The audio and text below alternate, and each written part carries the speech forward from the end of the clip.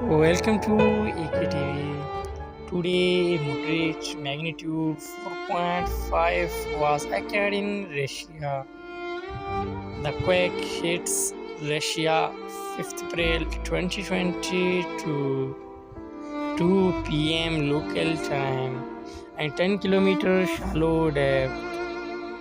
European Mediterranean Seismological Center is the first agency to report this quake with magnitude 4.5, and US Geological Survey is the second agency also report this quake with same magnitude.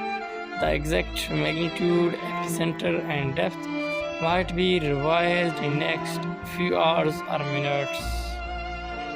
At the end, please like, subscribe and share our YouTube channel for more updates.